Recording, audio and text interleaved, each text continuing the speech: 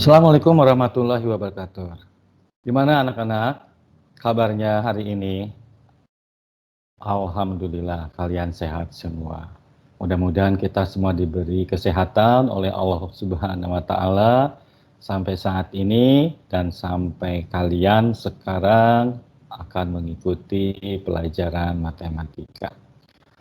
Kali ini Bapak akan membahas tentang gradien garis, di mana sebelumnya kalian sudah mempelajari koordinat kartesius, di mana di situ kalian belajar cara menentukan posisi titik di koordinat kartesius dan menentukan jarak dari dua titik.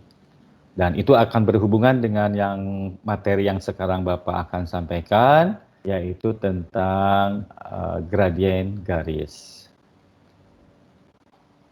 Oke anak-anak, kita langsung saja mempelajari apa sih itu gradien garis atau kemiringan dengan lambangnya M. Nah, ada beberapa hal yang ingin Bapak sampaikan. Yang pertama, KD, indikator dan tujuan dari materi yang akan Bapak sampaikan, yaitu KD-nya 3.4, menganalisis fungsi linier sebagai persamaan garis lurus, dan menginterpretasikan grafiknya yang dihubungkan dengan masalah kontekstual. Sedangkan indikatornya adalah kalian harus dapat menentukan rumus gradien dalam berbagai bentuk garis lurus setelah mempelajari materi ini. Dan tujuannya adalah, jadi kalian setelah mengetahui materi ini, kalian harus dapat menginterpretasikan gradien atau kemiringan. Dan yang kedua, yang paling utama yaitu kalian harus dapat mengambil sikap dan keputusan dalam mengimplementasikan dalam kehidupan sehari-hari. Anak-anak, tadi udah Bapak sampaikan tentang KD, indikator, dan tujuan dari materi yang ingin Bapak sampaikan tentang gradien garis. Sekarang kita akan lihat bagaimana gradien atau kemiringan itu terjadi di dalam kehidupan sehari-hari. Sebagai contoh, ini adalah pesawat terbang. Pesawat terbang saya ambil di dua bandara, yaitu Bandara Soekarno-Hatta dan Hussein. Baik itu pesawat sedang take off atau landing. Kita lihat bagaimana pesawat take off di Bandara Soekarno-Hatta. Ini cukup landai, sehingga kita duduknya agak nyaman. Tapi kita bandingkan di Hussein,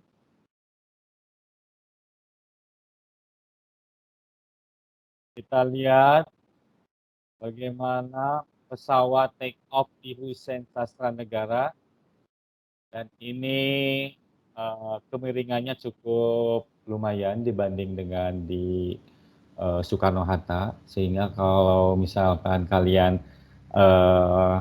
menggunakan pesawat di Bandara Hussein, itu kalian duduknya pas take off itu agak ke belakang, ya.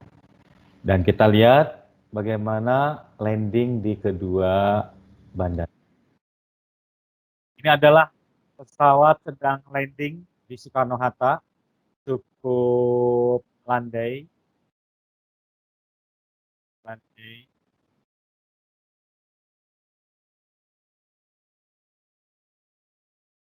Udara. Dan kita lihat landing di Hussein Sastra Negara. Ini cukup terjal turunnya, sehingga kalau kita rasakan, kalau kalian pernah landing menggunakan pesawat di Bandara Hussein, itu seperti ada turbulensi, dia turun ke bawah, karena mungkin ada suatu hal. Nah, setelah kalian melihat kedua video ini, apa yang kalian simpulkan dari dua video yang saya tayangkan? Ya, betul. Jadi kemiringan pesawat dalam take off maupun landing itu dipengaruhi oleh landasan picu. Jadi landasan picunya kalau di Hussein Sastra Negara itu adalah pendek, sedangkan di sedangkan di Soekarno Hatta itu landasan picunya memang cukup panjang, sehingga pesawat landing atau take off-nya cukup nyaman dan penumpang juga tidak begitu ketakutan gitu istilahnya seperti itu.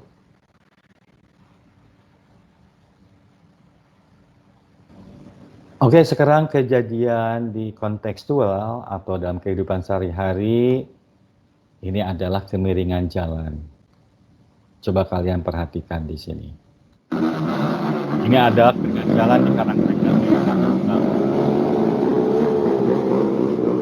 miring dan berbelok.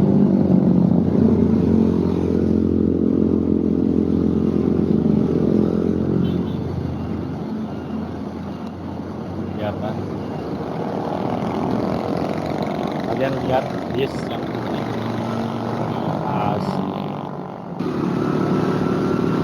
adalah kemiringan jalan untuk menanjaknya di Gunung Kala. Kita lihat bis hitam ini lebih berat karena pengaruh dari kemiringan.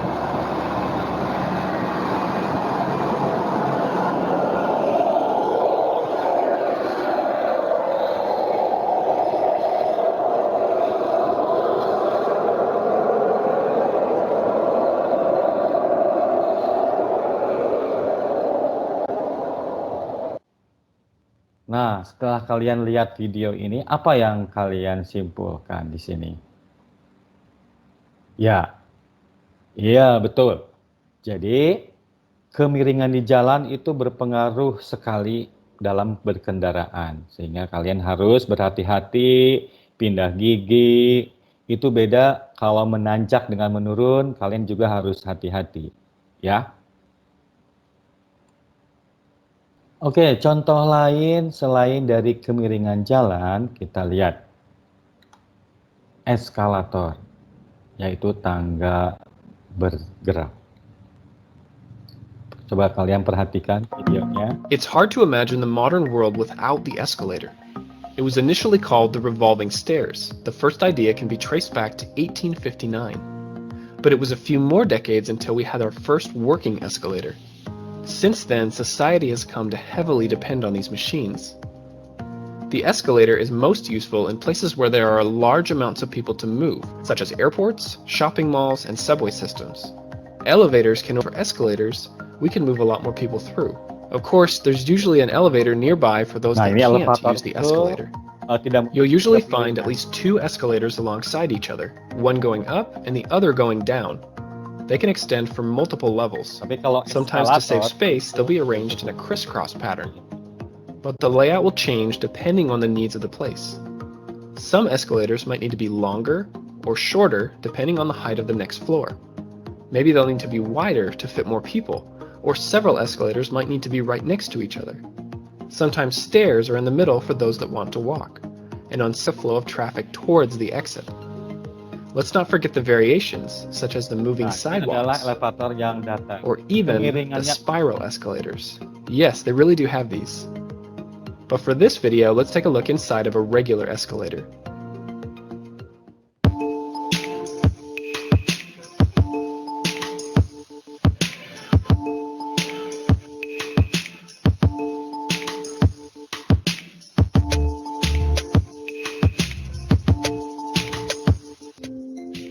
All of these parts are placed inside a strong metal frame which is called the truss. At the top and bottom of the escalator is what we call the comb plate. The steps go right underneath as the ridges fit close together. If the ridges weren't there, it would be much easier for something to get stuck. But either way, just remember that it's never a good idea to play around an escalator.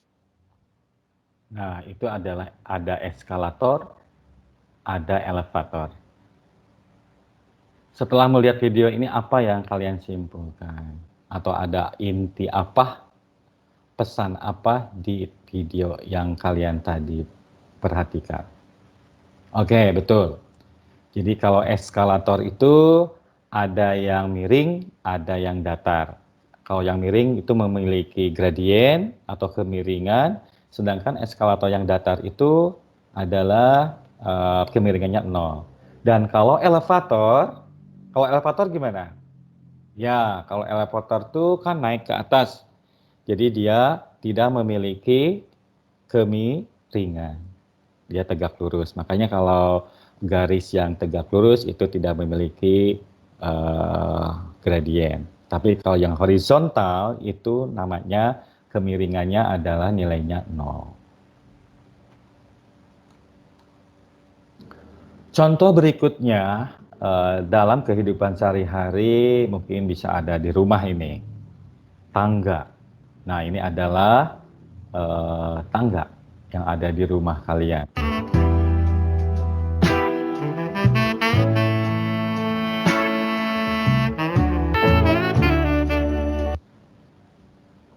Nah sekarang manfaat bidang miring ini silakan dihidupkan. dalam Jadi bidang nanti fisika kita akan menggerakkan, kita lihat kita akan menarik dengan Pegas mobil mainannya sampai ke kita atas. lihat tingginya Ya, ke atas sini ya. kita naikkan. Oke, siapkan Apa stopwatchnya. pengaruhnya? 1, 2, 3. Oke, stop. Jadi stopwatchnya di stop. Lihat. Oke, 1, Nah, sekarang 2, tingginya 3. dinaikin dari 20 cm, asalnya 10 cm. Watchnya 1, 2, Dan kita naikkan 3. lagi, bagaimana kalau 40 cm kelihatan? Nah, animasinya, mobilnya, truknya itu lebih berat, ya, karena kemiringannya lebih terjal. Berarti apa yang kalian simpulkan di dalam video ini? Ya, betul. Jadi, gradien atau kemiringan itu dipengaruhi oleh tinggi, yaitu tinggi itu di vertikal, yaitu sumbu Y, dan tadi di pesawat, iya betul. Contoh di pesawat yaitu dipengaruhi juga oleh yang horizontal, ya. Landasan pacu itu horizontal. Berarti kalau begitu, apa yang kamu simpulkan? Ya, kemiringan itu dipengaruhi oleh yang pertama oleh sumbu Y dan yang kedua adalah oleh sumbu X atau yang datar dan yang vertikal. Nah, anak-anak itu adalah contoh-contoh video yang ada di dalam kehidupan sehari-hari. Sebetulnya banyak contohnya. Jadi yang menggunakan konsep bidang miring atau gradien, ya. Nah, sekarang bagaimana kalau gradien itu ada di koordinat kartesius? Nih. Nah, perhatikan sini. Sekarang saya punya titik pacunya itu di titik A. Sekarang bagaimana kalau gradien AC? Gradien AC karena dia mendatar, berarti dia tadi apa? Kalau mendatar? Ya, betul. Jadi gradiennya adalah 0. Ya. Bagaimana kalau gradien AD? Ya, jadi ada kemiringannya. Kelihatan dari sini nih, jarak ini. Berarti mulai dipengaruhi oleh sumbu Y. Sekarang kita lihat lagi AE. Ini AE. Kamu perhatikan di sini. Ini sumbu Y-nya jaraknya lebih panjang daripada sebelumnya ini, ya. Sehingga ini kemiringannya agak terjal. Dan kita akan lihat lagi bagaimana kalau AF. Nah, lihat AF. Ini lebih terjal lagi kan? Kenapa? Karena sumbu Y-nya jaraknya lebih panjang. Ya, jaraknya lebih besar atau lebih panjang.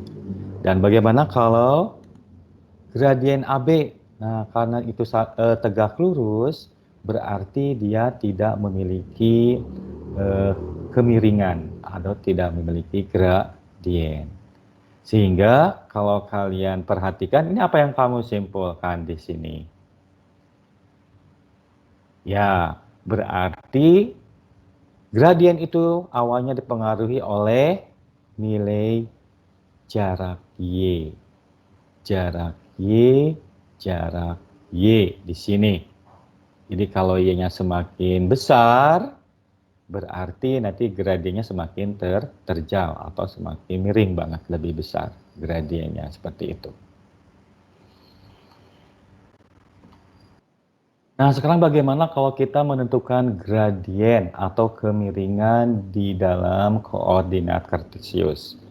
Sebagai contoh, saya punya titik A dan titik B. Ini kemiringan. Harus dicari berapa nilainya dari gradien AB. Awalnya tadi gimana? Ya, betul. Kamu harus cari dulu nilai atau jarak sumbu Y. Dan yang kedua, kalian harus cari di sini berapa jarak pada sumbu X. Kebetulan di sini bisa diindikasikan atau indikatornya lihat dari kotak. Nah, jumlah kotak vertikal itu disebut juga jarak itu delta Y.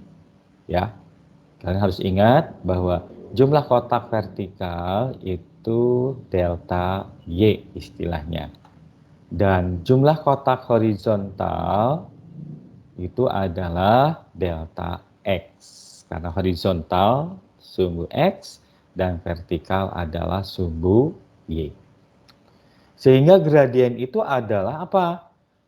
Karena dipengaruhi dibandingkan dengan delta Y dan delta X itu akan mempengaruhi dari kemiringan. Sehingga kita lambang dari gradien AB adalah delta Y per delta X. Sehingga kita dapatkan di sini berapa coba itu jumlah kotaknya yang delta Y. Ya, betul. 4. Terus berapa jumlah kotak yang delta X? Ya, 1, 2, 3, 4, 5. Nih, perhatikan ini 1, 2, 3, 4, 5, 6. Ada 6. Ya. Jadi delta Y-nya ada 4, 1, 2, 3, 4. Dan delta X-nya ada 1, 2, 3, 4, 5, 6. Sehingga kita dapatkan di sini gradien itu ada perbandingan delta Y per delta X. Sehingga kita dapatkan 4 per 6. Ini sederhananya berapa nih? Bisa disederhanakan gradien? Bisa. Jadi sederhananya ini adalah 2 per 3. Oke, pintar kamu. Oke, sekarang kita lanjutkan. Oke, kita sekarang lanjutkan bagaimana menentukan gradien kemiringan. Sama seperti ini. Hanya apa? Di sini diketahui titik A-nya adalah kita misalkan XA, YA. Dan XB, YB. Ini kalau dalam koordinat. Nah, sekarang tadi kan gradien itu apa? Ya, betul. Perbandingan delta Y. Delta itu apa? Selisih. Selisih dari nilai Y. Ya, betul. Delta X adalah selisih dari nilai X. Sehingga kita lihat. Nah, ini adalah delta Y. Dan ini adalah delta X. Nah, cara mencari delta Y gimana nih? Ada yang tahu? Ya, betul. Yaitu YB, itu panjang YB, dikurangi panjang YA. Ya, jadi kita ketemu di sini adalah delta Y. Nah, ini delta Y. Jadi YB dikurangi YA. Nah, analog dari delta Y berarti delta X gimana?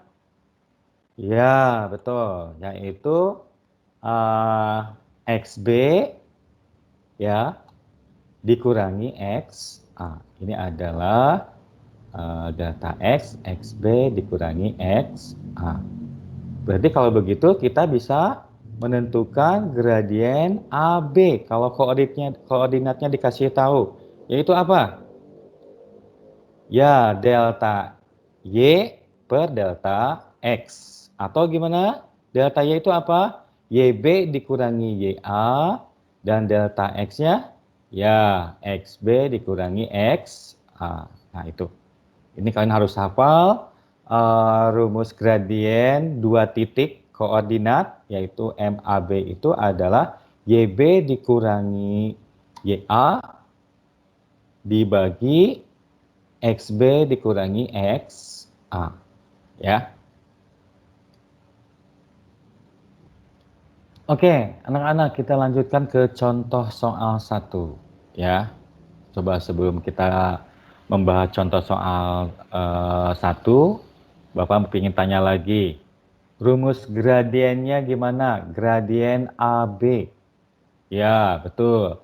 Delta Y per delta X sama dengan ya YB dikurangi YA per XB dikurangi XA. Oke. Perhatikan ini. Contoh soal 1. Di sini ada dua titik, titik A dan B, di mana titik A-nya koordinatnya min 4, min 2, dan B-nya adalah 1,4. Nah, kalian disuruh mencari berapa gradien atau kemiringan dari titik A ke titik B. Oke, siapa yang bisa? Oke, ready ke depan, ready. Oke, ya. Sok langsung aja tulis di situ. Oke, betul. Titik A min 4, min 2 sehingga XA-nya min 4, betul. YA-nya sama dengan min 2, ya betul. Jadi ready menginventarisir dulu titik A min 4, min 2. Sehingga didefinisikan di situ XA dan YA-nya. Dan B-nya 1,4 ya betul. Sehingga kita dapatkan XB-nya 1, YB-nya 4.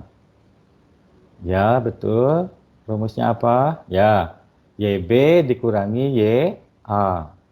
Oke, teruskan ready ya. Itu sama dengan 4 dikurangi min 2. Ya, betul, sama dengan 6. Ya, kenapa ini jadi positif? Karena di sini negatif kali negatif jadi positif. Jadi 4 ditambah 2 sama dengan 6. Oke, lanjutkan, ready. Ya, delta X. Ya, XB dikurangi XA. Ya, betul. XB-nya 1 dan XA-nya min 4. Sehingga, ya betul. Jadi, delta X-nya sama dengan 5. Berarti berapa, ready? Gradiennya? Ya, betul. Delta Y per delta X. Ya, betul. Karena di sini delta Y-nya di sini 6, tinggal disubstitusi saja ke sini. Dan delta X-nya 5, tinggal disubstitusikan ke sini. Jadi, gradiennya 6 per 5. Ready itu bisa disederhanakan 6 per 5? Ya, betul. Tidak bisa karena penyebutnya bilangan prima. Oke, terima kasih Ready. Silahkan duduk kembali. Oke, contoh soal kedua. Contoh soal kedua ini seperti ini. Saya punya titik C dan titik D. Oke, siapa yang bisa mencari gradien CD? Oke, Budi ke depan, Budi. Ya, oke, Budi bagus. Jadi C-nya min 5,3. Oh ya, langsung. D-nya 2, min 6. Oh ya, jadi langsung di sini. Ya, betul, min 6 dikurangi 3. Betul, jadi sama dengan berapa? Ya, min 9. Teruskan Budi, jadi gimana? Oh, mencari delta X.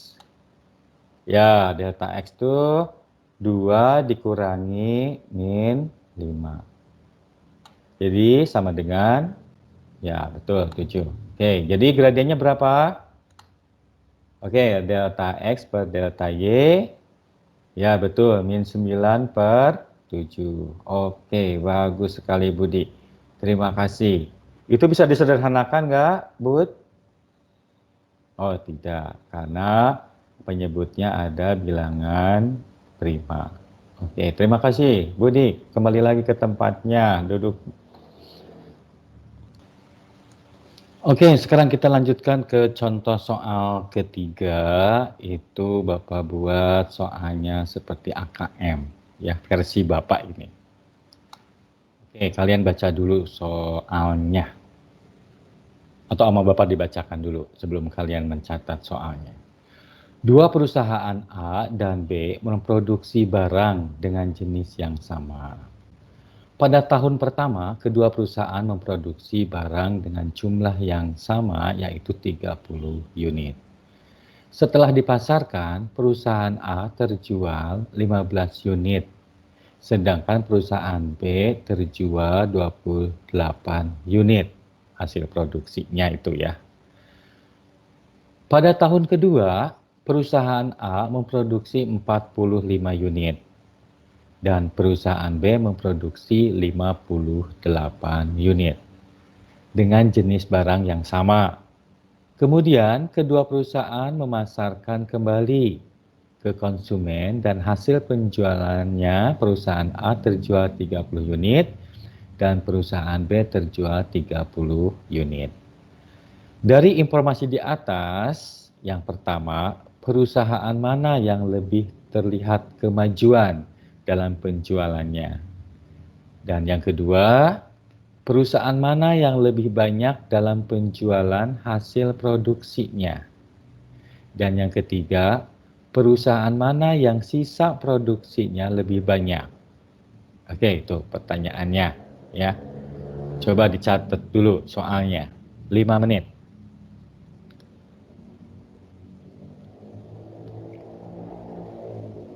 Oke, siapa yang bisa nomor 1? Oke, Matahari K. Apa jawabnya? Ya, yaitu perusahaan A. Jadi perusahaan mana yang lebih terlihat kemajuan dalam penjualannya? Kamu lihatnya dari apa, Matahari K? Oke. Oh ya, ini adalah catatan dari Matahari K. Coba perhatikan. Ya, dilihat dari gradien. Jadi perusahaan A gradiennya setengah dan perusahaan B 1/15. Ya, betul. Jadi perusahaan A yang lebih terlihat kemajuan dalam penjualannya. Mungkin karena strateginya dirubah, gitu ya. Oke, pertanyaan kedua. Perusahaan mana yang lebih banyak dalam penjualan hasil produksinya? Oke, Molek. Ya, apa jawabnya Molek? Ya, betul. Perusahaan B. Apa alasannya Molek? Oke, kita lihat nih katanya alasannya. Perusahaan mana yang lebih banyak dalam penjualan hasil produksinya? Kita lihat. Nah, di sini 15 di tahun pertama untuk A tambah 30 jadi 45. Dan B itu 20 tahun pertama dan tahun kedua 30. Berarti dia menjual sebanyak produksinya yaitu 58. Berarti perusahaan B yang lebih banyak menjual. Nah, ini apa nih Molek artinya? Oh, catatan aja, sisa. Oh, ini maksudnya sisa. Nah, yang ketiga, perusahaan mana yang sisa produksinya lebih banyak? Nih, sepertinya ada di catatan Molek nih. Coba kalian perhatikan jawaban Molek, itu di sisanya. Ada yang bisa menjawab? Ini yang punya molek kayaknya salah ini, ya. Belum betul.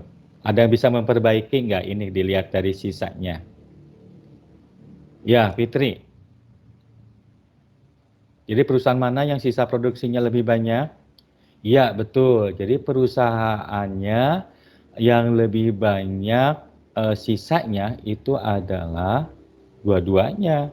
A dan B. Berapa gitu emang jumlahnya? Ya, jadi jumlah sisanya masing-masing 30 dan 30.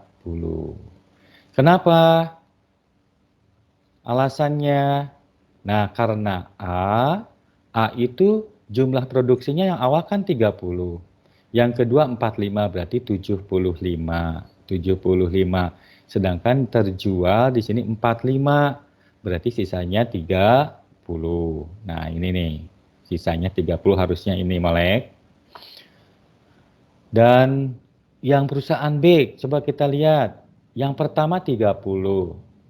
Yang kedua 58. Berarti jumlah produksinya berapa?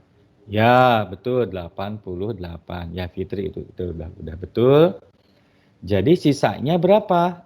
88 dikurangi ini jumlah ini berapa? 28 ditambah 30 yaitu 58. Berarti sisanya adalah 30. Berarti sama. Sisanya baik perusahaan A atau B di sini harusnya ini 30 dan 30. Oke, Molek. Udah bagus, Molek. Tinggal diperbaiki. Oke, Fitri juga udah bagus. Udah bisa menganalisis dari permasalahan soal contoh soal ketiga. Gitu. Oke, kelihatannya kalian sudah bagus, udah bisa memahami. Ada yang mau tanyakan? Oke, kalau nggak ada materi tentang gradien garis dicukupkan sekian dan nanti pertemuan selanjutnya kita akan membahas yaitu menentukan persamaan garis jika gradien dan satu titik diketahui dengan notasi AX tambah BY sama dengan C. Ini persamaan garisnya, notasinya ini penulisan persamaan garis secara implisit. Dan Y sama dengan MX plus C itu juga sama penulisan persamaan garis tetapi secara eksplisit. Nanti lebih detailnya kita akan bahas minggu depan. Oke. Untuk hari ini Bapak cukupkan sekian. Mudah-mudahan ilmu yang Bapak berikan bermanfaat buat kalian. Oke, terima kasih.